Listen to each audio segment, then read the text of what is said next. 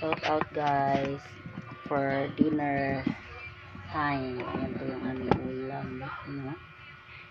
Yung aming ulam this evening. In Jesus name. In Jesus name, amen. Yan na, una ta. Guys. Masarap yung miswa. Ayan. Sure, masarap ng ulam. Tayo sa Talaga yan. yan, ito na yung aking kanin. Ayan. Okay, kasi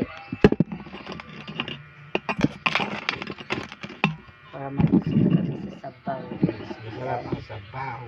Yes, amen. Ayan na rin. That's it. Ready.